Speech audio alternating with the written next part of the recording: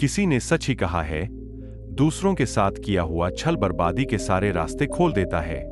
अगर आप किसी के साथ गलत करते हैं तो आपके साथ भी गलत होगा।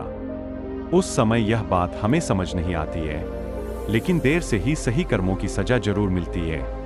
आप इससे कभी बच नहीं सकते। जो आपने किया है उसका अंजाम आपको हर हाल में भोगना ही पड़ेगा।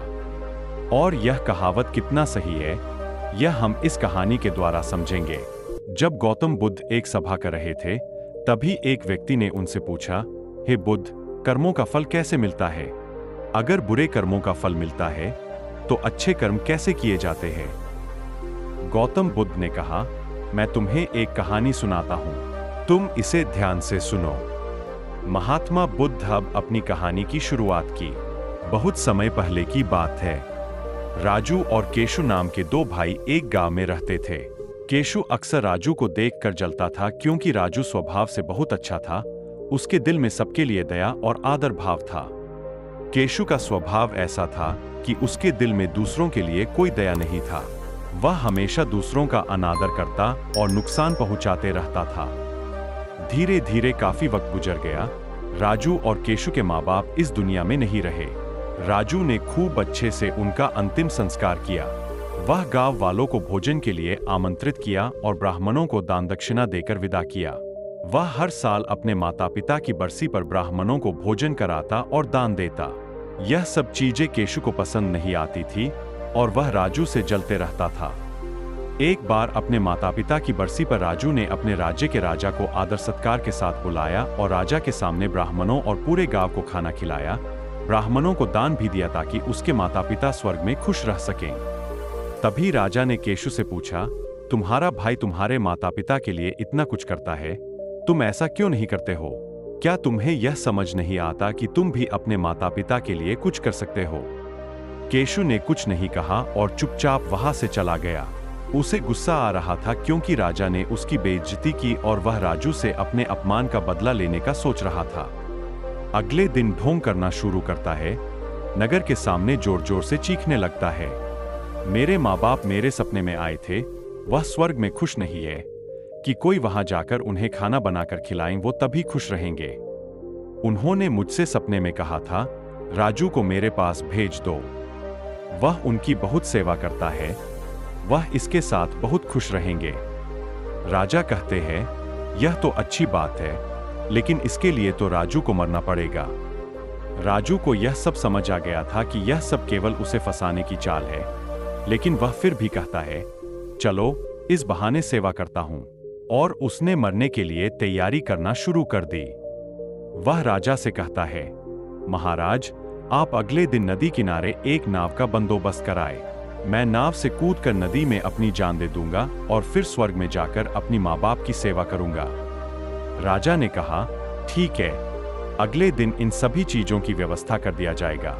राजू नदी में कूद जाता है और सारे गांव वालों को पता चल जाता है कि राजू अब इस दुनिया में नहीं है।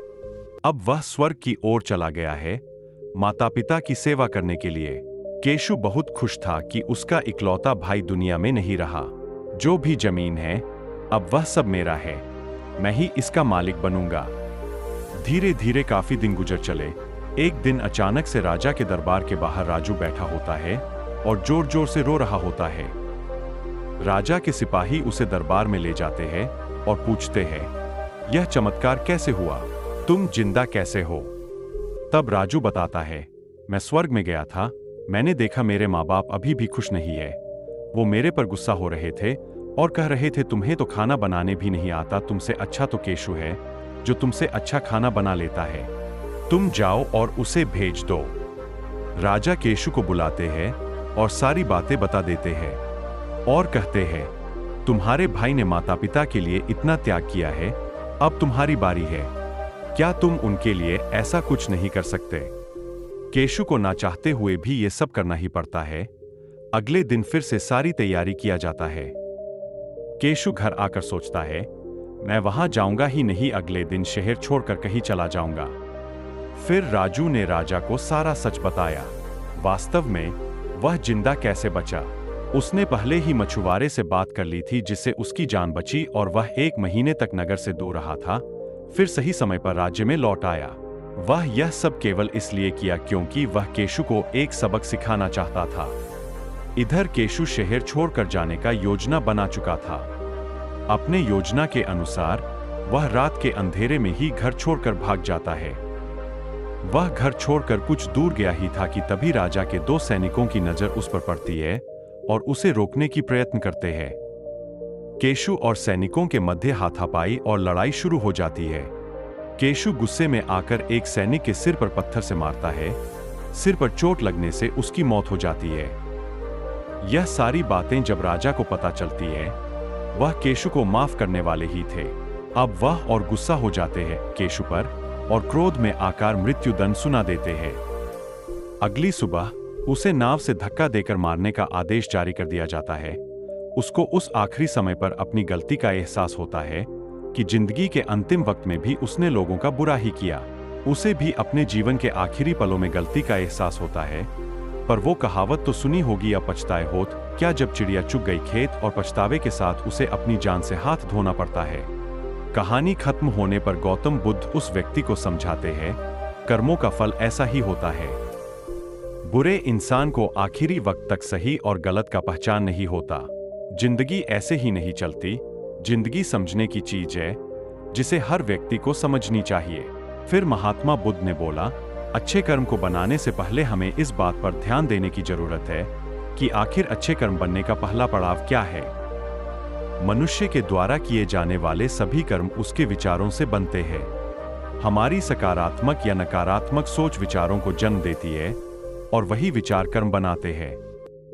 इस तरह सोच सकारात्मक होने पर ही अच्छे कर्मों का निर्माण हो सकता है। फिर उस व्यक्ति ने पूछा, पाप का फल कब मिलता है? तब महात्मा बुद्ध ने कहा, पाप का फल किए गए कर्म पर निर्भर करता है। अगर आप किसी के साथ गलत करते हैं तो आपके साथ भी जरूर गलत होगा। जब तुम दूसरों के लिए अच्छा करते हो तो बदले में तुम्हारे साथ भी अच्छा होता है। जब तुम किसी दूसरे का बुरा करते हो और तुम्हें लगता है कि तुम्हारे साथ बुरा नहीं होगा, यह भी हो सकता है उस वक्त तुम्हारे साथ कुछ बुरा ना भी हो, लेकिन कभी न कभी इसका हर्जाना तुम्हें भुगतना ही पड़ता है। इसलिए तुम्हें किसी के साथ बुरा करने का कोई अधिकार नहीं है, क्योंकि कर्मों का फल कभी न कभी मिलता जरूर है। इस कहानी से हमें यह शिक्षा मिलती है कि हमारे कर्मों का फल हमेशा हमारे साथ रहता है। अच्छे कर्म हमें सुख और शांति देते हैं, जबकि बुरे कर्म हमें पछतावा और दुख देते हैं।